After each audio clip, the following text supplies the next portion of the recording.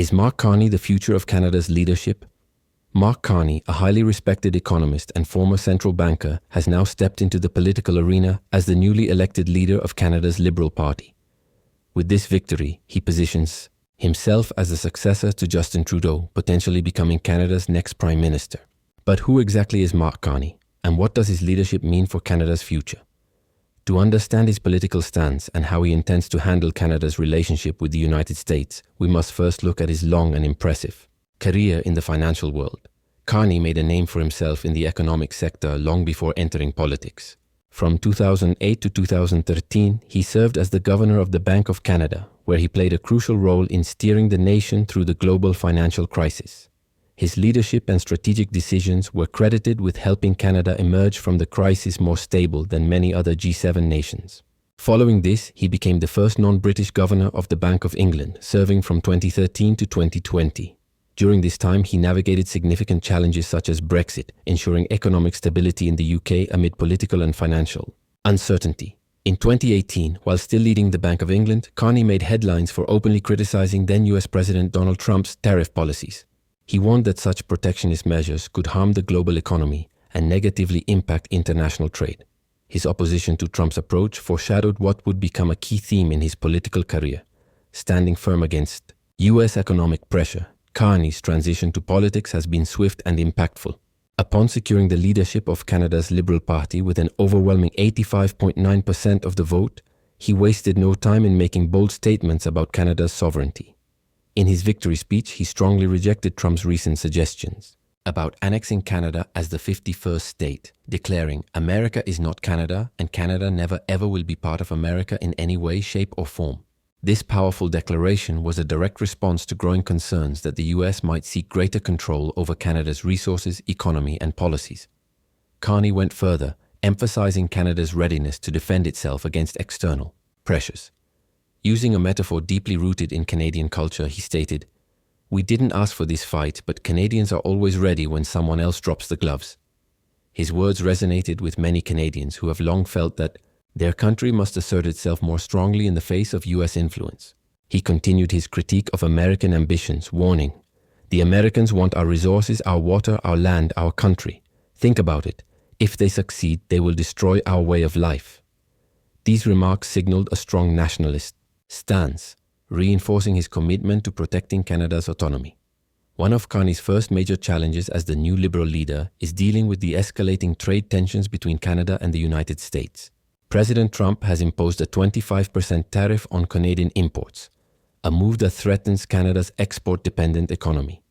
In response, Carney has proposed aggressive countermeasures, including retaliatory tariffs on US goods.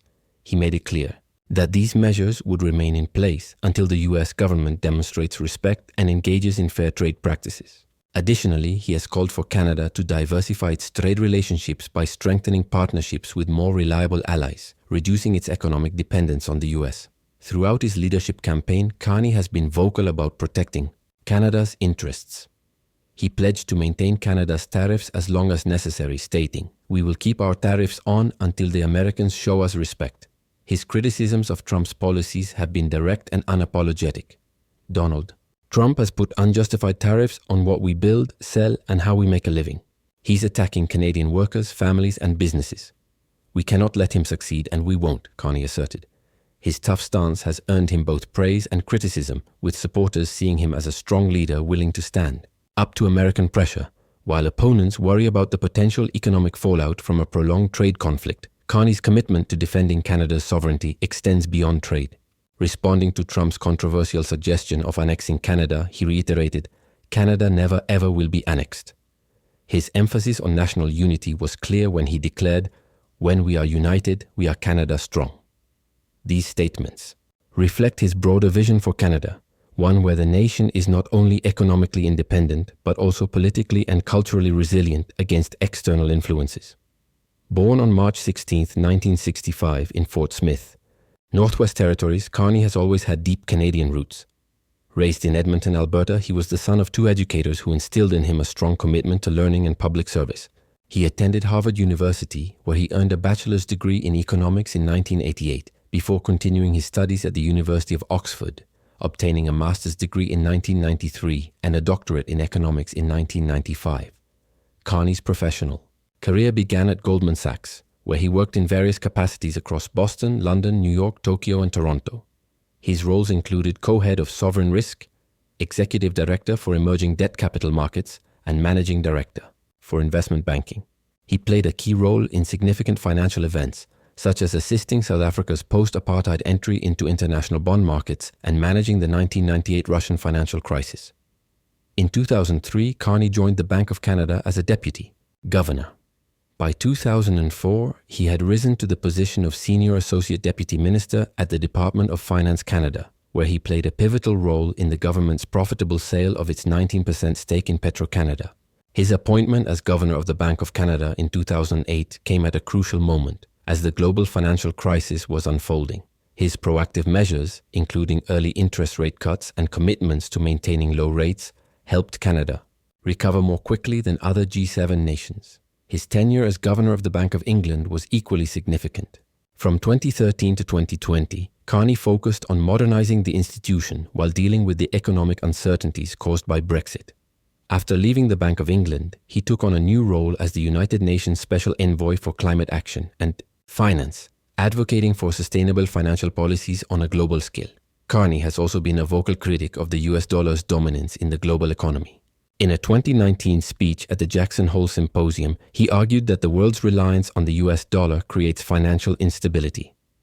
He pointed out that while emerging markets now account for a much larger share of global GDP, the dollar continues to dominate trade, causing vulnerabilities for other nations. He suggested that a multipolar global economy could benefit from a new international monetary system, possibly involving a network of central bank digital currencies to reduce dependence on the dollar.